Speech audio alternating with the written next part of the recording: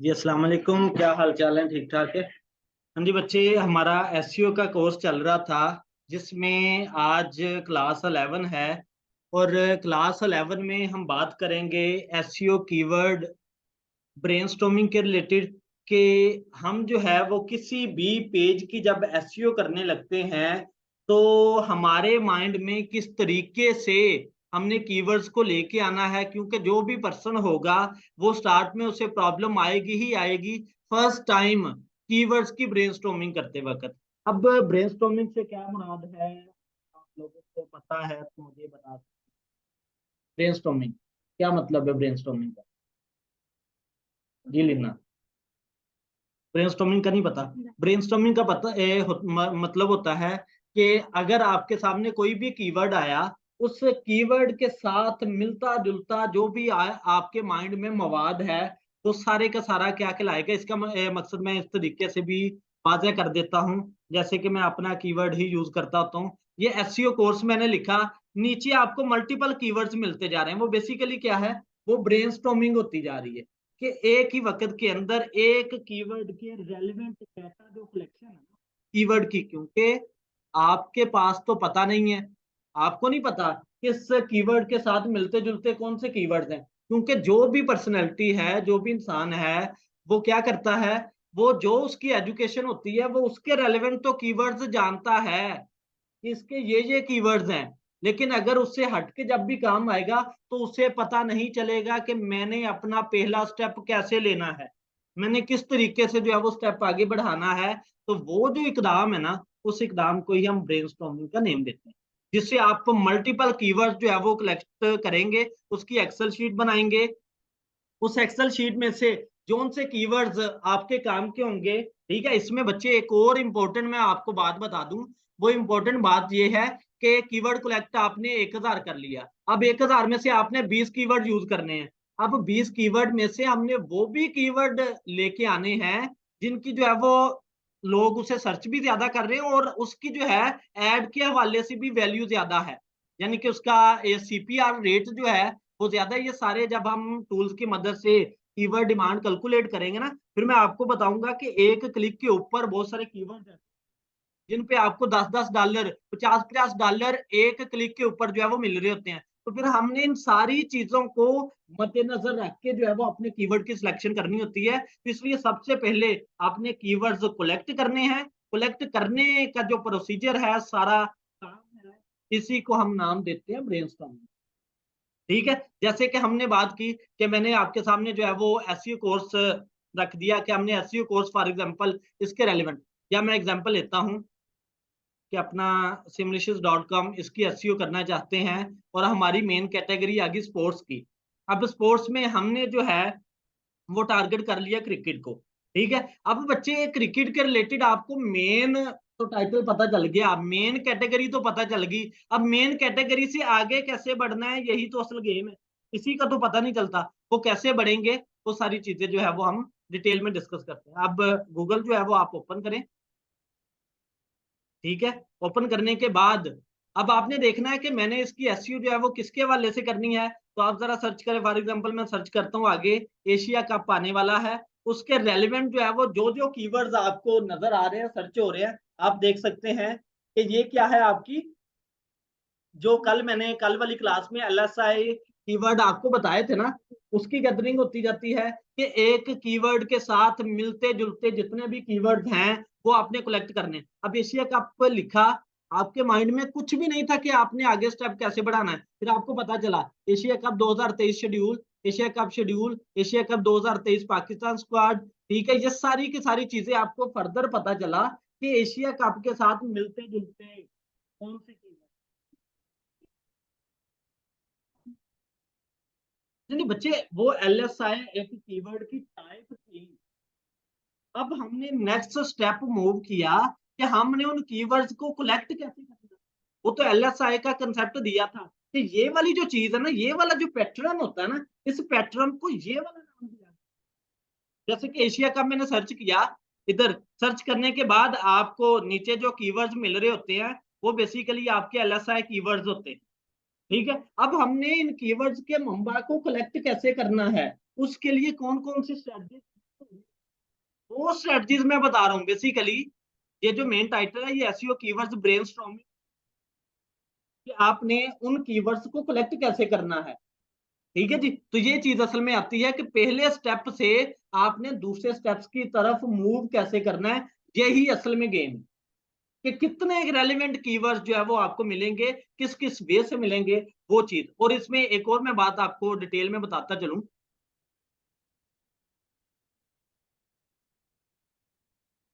वो है जी, ये पिक्चर मैंने इधर जो है वो निकाल के रखी है। जो मैंने अपने केडीपी के पोर्शन में आप लोगों को बात बताई थी कि जो आपका एक कीवर्ड है या आपकी जो मेन कैटेगरी है, अब उस कैटेगरी से मिलते जुलते फर्दर जो है वो कीवर्ड्स आएंगे, उनको क्या क्या नाम दिया जाता है। जैसे कि उसमें ब्रॉड कैटेगरी के कीवर्ड्स हैं, फ्रेज कैटेगरी के कीवर्ड्स हैं, एग्जैक्ट कीवर्ड्स हैं। अब इन तीनों से मुराद क्या है? जैसे कि इधर आपको नजर आ रहा है लेदर वैलेट है।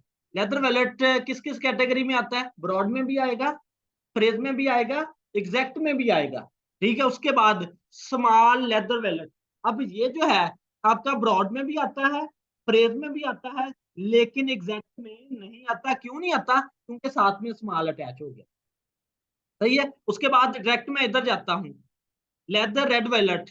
ठीक है। अब ये ब्रॉड में आता है, फ्रेज में भी नहीं आता, एग्जैक्ट में नहीं आता। क्यों नहीं आता? इसके पीछे लॉजिक क्या है? अब कौन सी ऐसी वजह हुई कि ये जो है लेदर रेड वॉलेट जो है वो इसमें से निकल गया? ऊपर तो लेदर वॉलेट आता आ रहा था, स्मॉल लेदर वॉलेट आ रहा था, ये फ्रेज में था, ब्रॉड में भी था। ठीक है। इधर लेदर वॉलेट रेड आ गया, ये भी फ्रेज में भी है, ब्रॉड में भी है, एग्जैक्ट में नहीं है। तो आगे जाके जब लेदर रेड वॉलेट आ गया, तो वो ब्रॉड में तो आया लेकिन फ्रेज और एग्जैक्ट से निकल गया। कौन सी इसके पीछे लॉजिक लगी है कि वो क्यों निकला फ्रेज और एग्जैक्ट वाले कीवर्ड से? ये सारे पॉइंट्स क्लियर करने जरूरी चीजें। कैसे हुआ ये? कि इन फ्रेज कब होगा? जब आपका कीवर्ड इकट्ठा एक जगह पे यूज हो, उसके आगे कीवर्ड लग जाए, आगे वर्ड लग जाए या पीछे वर्ड लग जाए, उसे फर्क नहीं पड़ेगा, वो फ्रेज में ऐड होगा ही होगा। अगर उस कीवर्ड के बिटवीन कीवर्ड लग जाएगा, तो फिर वो किस में चला जाएगा? वो ब्रॉड में चला जाएगा, वो फ्रेज कैटेगरी से भी निकल जाएगा और एग्जैक्ट में से भी निकल जाएगा। अब ये लॉजिक, ये टर्म्स मैंने इधर क्यों जरूरी समझा आप लोगों को बता।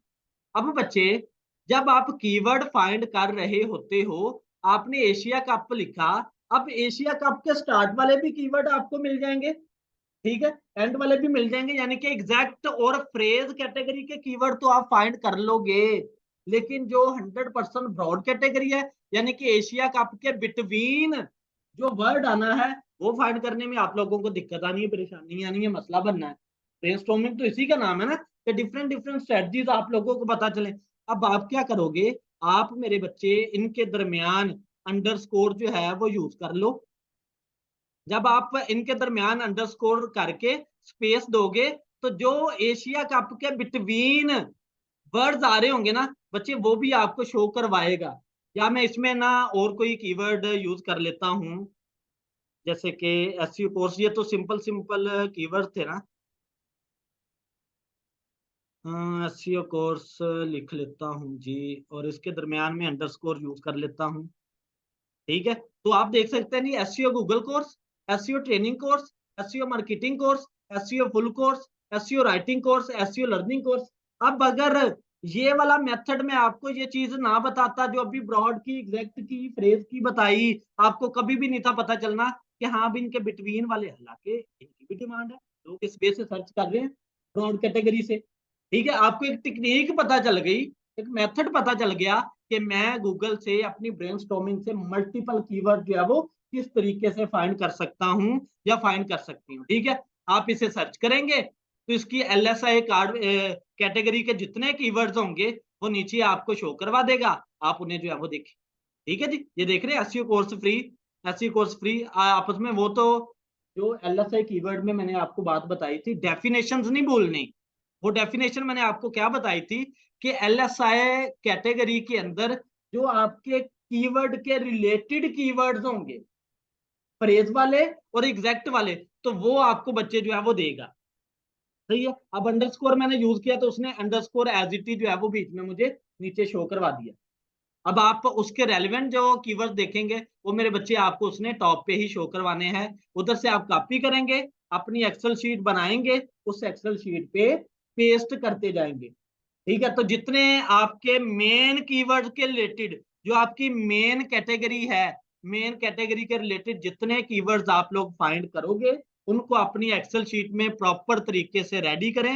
रेडी करने के बाद फिर वो 1000 हो जाए, वो 500 हो जाए, फिर उनको जो है वो हमने इंप्लीमेंट करवाना होता है अपने ब्लॉग के अंदर। और वो पीछे मैंने आपको टाइप्स बता दी थी कीवर्ड्स की कि कितनी टाइप्स है, उन टाइप्स की मदद से हम सारे का सारा जो है वो काम, उन सारी टेक्निक्स को मद्देनजर रख के जो है वो हम सारा काम करेंगे। और नेक्स्ट वाली क्लासेस में मैं आपको पेड मेथड से कीवर्ड फाइंड करना और फ्री मेथड से कीवर्ड फाइंड करना प्रॉपर तरीके से आपको बताऊंगा।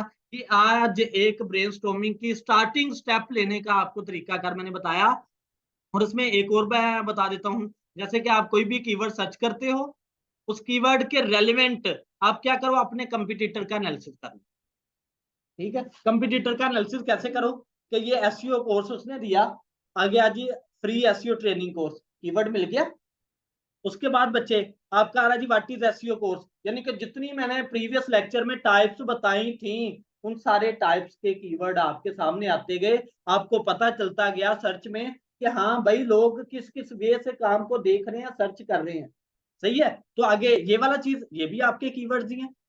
ठीक है, उसके बाद SEO training certification course, SEO search engine optimisation, इधर से आपको कीवर्ड्स का मंबा जो है वो मिलता जा रहा है। आप अपनी एक एक्सेल शीट जो है वो बनाते जाएंगे। और ये वाले जो कीवर्ड आपको नजर आ रहे हैं ना, ये वाले बच्चे लोकल एसईओ है, यानी कि आपके नियर बाय जितने भी लोग एसईओ का काम सिखा रहे हैं, या कोई अदारा है जैसे कि digital marketing institute in Lahore, SEO training in Lahore.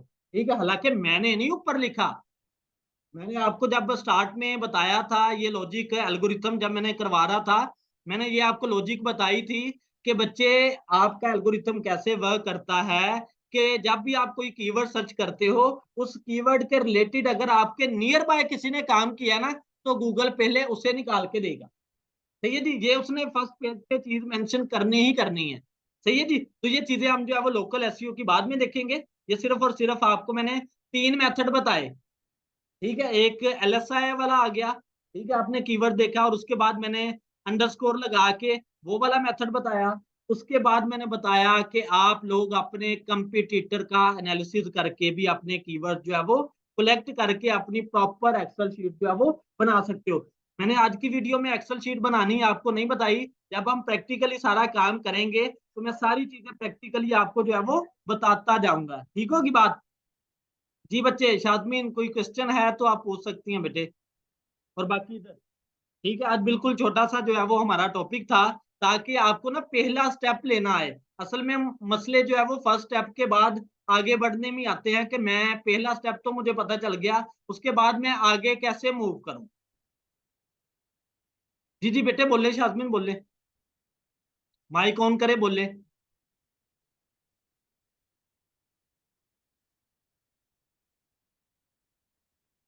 बेटे करे माइक ऑन।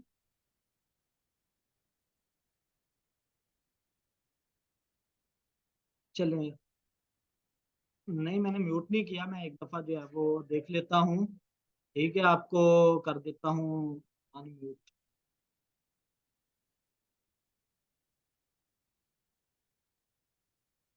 म्यूट नहीं बच्चे किया हुआ, ये अनम्यूट ही हो आप।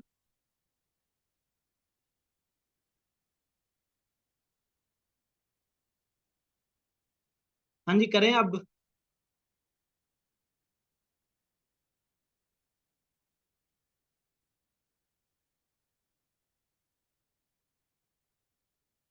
अब ऐसे जो है वो क्वेश्चन पे पूछ लें, क्वेश्चन पूछ लें बेटे, ऐसे ही मैसेज पे टेक्स्ट पे पूछ लें।